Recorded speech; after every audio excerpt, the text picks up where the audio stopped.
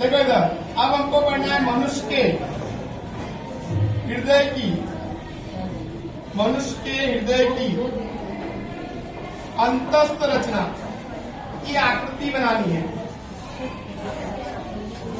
और उसकी रचना समझाओ। एक प्रश्न ऐसा पूछता है, क्या मनुष्य के हृदय में रुधिर का वहन समझाओ। ऐसा भी एक प्रश्न पूछता है। तो इसमें तो दो प्रश्न पूछ सकता है कि मनुष्य के हृदय की आकृति बनाकर उसकी रचना समझाओ या तो रुधिर का वहन समझाओ। तो देखो, सबसे पहले आपको मनुष्य के हृदय की आकृति बनानी है। तो आपको मुख की भी आकृति बना सकते हैं या तो ऐसी आपको एक आकृति बनानी है।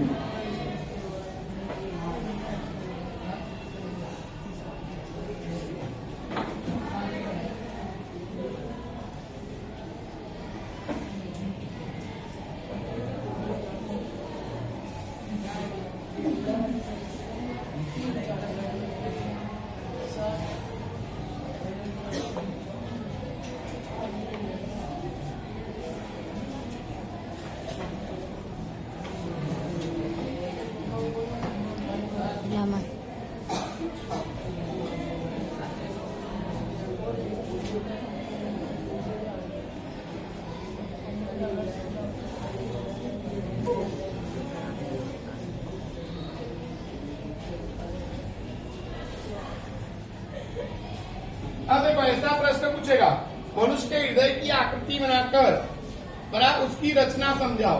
तो आपको लिखने का, मनुष्य का हृदय जो होता है, मनुष्य का हृदय शंकु आकार का होता है। शंकु आकार का यानी आइसक्रीम के कोन जैसा शंकु आकार का होता है। तो मनुष्य का हृदय शंकु आकार का होता है। मनुष्य का हृदय जो होता है उसका कद यानी आकार एक मुट्ठी जितना होता है। केवल ये हमारे शरीर में एक मुट्ठी जितनी जगह रोकता है।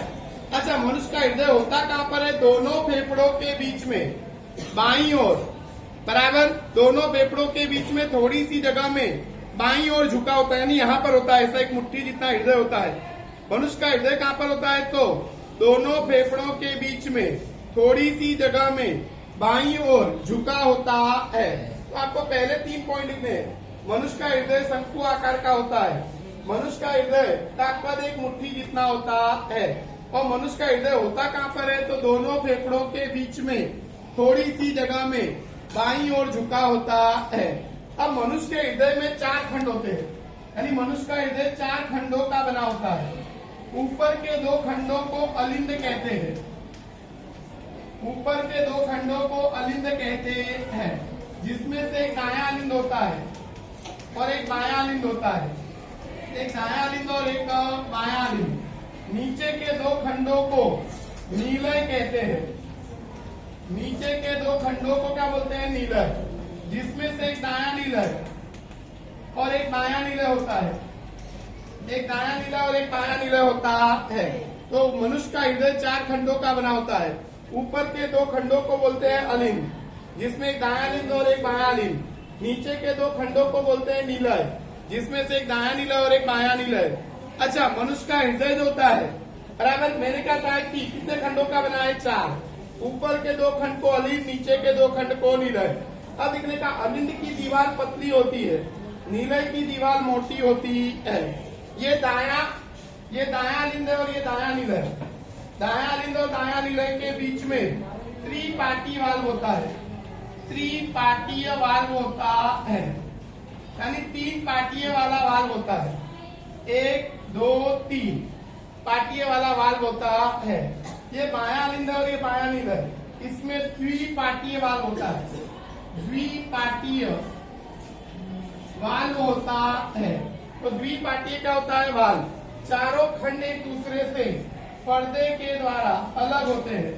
चारों खंड एक दूसरे से पर्दे यानी विभाजिका द्वारा अलग होते हैं। विभाजिका को पर्दा भी कहते हैं। तो विभाजिका द्वारा अलग होते हैं। तो अगर हमको पूछे कि मनुष्य के हृदय की आकृति बनाकर उसकी रचना समझाओ, तो आपको इतना लिखने का कि मनुष्य का हृदय कितने खंडों का बना होता है? 4। ऊपर के 2 खंडों को क्या बोलते हैं? अलिंद, जिसमें से एक दायां अलिंद और एक बायां अलिंद। नीचे के 2 खंडों को क्या बोलते हैं? नीलय, जिसमें से एक दाया निलय और एक बाया निलय। अलिंद की दीवार पतली, निलय की दीवार मोटी।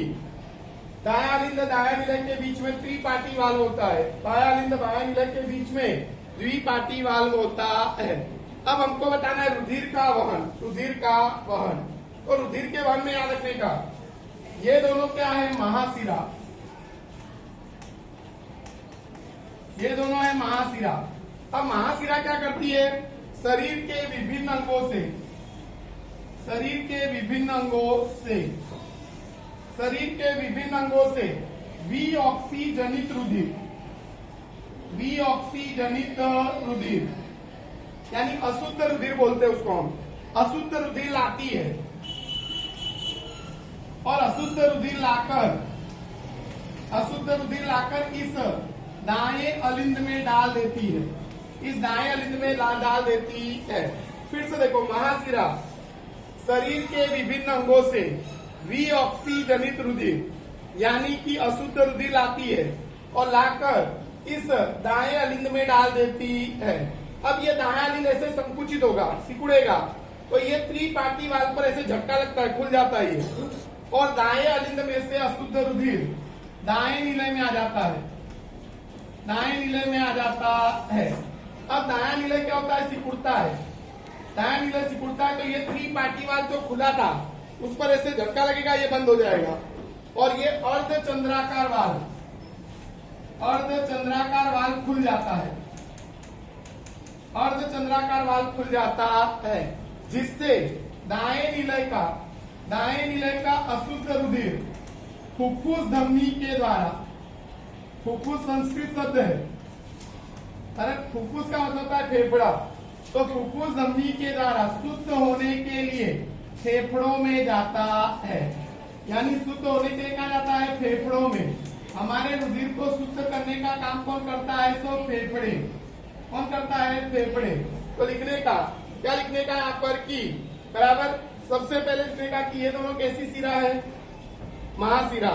ये शरीर के विभिन्न अंगों से अशुद्ध रुधिर लाती है और लाकर कहाँ डाल देती है, दाएं अलिंद में। दाएं अलिंद क्या होता है, संकुचित, तो ये हमारा त्रिपाटी वाल्व खुल जाता है, दाएं अलिंद से अशुद्ध रुधिर दाएं निलय में। अब दायां निलय सिकुड़ता है तो त्रिपाटी वाल्व बंद हो जाएगा, अर्धचंद्राकार वाल्व खुल जाता है और दाएं निलय का अशुद्ध रुधिर फुफ्फुस धमनी के द्वारा शुद्ध होने के लिए कहा जाता है, फेफड़ों में जाता है। अब यहाँ पर क्या होगा, अशुद्ध रुधिर में कार्बन डाइऑक्साइड होता है, फेफड़े में से कार्बन डाइऑक्साइड हम बाहर निकाल देंगे और ऑक्सीजन उसमें ऐड हो जाएगा, तो अब रुधिर कैसा हो गया, शुद्ध। तो फेफड़े का काम क्या है, रुधिर को क्या करना, शुद्ध करना। अब शुद्ध हो जाने के बाद ये दोनों फुफ्फुस शिरा है, ये फुफ्फुस शिरा, ये फुफ्फुस शिरा फेफड़ों में से क्या लाती है, शुद्ध रुधिर यानी ऑक्सीजनित रुधिर, शुद्ध रुधिर लाती है और शुद्ध रुधिर लाकर इस बाएं अलिंद में डाल देती है। तो यहाँ पर क्या आ गया, शुद्ध रुधिर, फुफ्फुस शिरा फेफड़ों में से बड़ा ऑक्सीजनित रुधिर यानी शुद्ध रुधिर, और शुद्ध रुधिर लाकर कहाँ पर डाल देती है, बाएं अलिंद में। अब बाएं अलिंद क्या होगा, सिकुड़ेगा, और सिकुड़ेगा तो ये हमारा द्विपाटी वाल्व खुल जाएगा, और द्विपाटी वाल्व खुल जाएगा तो बाएं अलिंद में से शुद्ध रुधिर बाएं निलय में आता है। कहाँ पर आता है, बाएं निलय में। अब बायां निलय क्या होगा, सिकुड़ेगा, तो बायां निलय सिकुड़ेगा तो ये द्विपाटी वाल्व बंद हो जाएगा और अर्धचंद्राकार वाल्व खुल जाता है और बाएं निलय का शुद्ध रुधिर महाधमनी के द्वारा शरीर के विभिन्न अंगों में जाता है, शरीर के विभिन्न अंगों में जाता है। तो इस प्रकार से हमारे हृदय में रुधिर 2 बार आता है और इसी को बोलते हैं दोहरा परिवहन, दोहरा परिवहन कहते हैं, यानी डबल सर्कुलेशन बोलते हैं। तो दोहरा परिवहन कहते हैं क्योंकि हमारे हृदय में रुधिर कितनी बार आया, 2 बार। पहले देखो अशुद्ध रुधिर कहाँ आया, दाईं तरफ, फिर वो कहाँ गया, फेफड़े में, फिर शुद्ध हुआ, फिर वही शुद्ध होकर कहाँ आया, वापस हृदय में, और फिर वापस कहाँ गया, अंग में। तो इसका मतलब हमारे हृदय में रुधिर कितनी बार आया, 2 बार। तो इसी को बोलते हैं दोहरा परिवहन। तो ऐसा प्रश्न भी आपको पूछेगा, कई बार हृदय की आकृति बना के दिया होगा, वो बोलेगा उसके भागों के नाम लिखो, तो आपको उसके भागों के क्या लिखने रहेंगे, नाम। अथवा तो क्या करना रहेगा, आपको बोलेगा कि मनुष्य के हृदय की आकृति बनाकर रुधिर का वहन समझाओ, तो आपको रुधिर का वहन समझाना रहता है। तो ये भी प्रश्न मोस्ट टाइम भी आपको करने का ही है।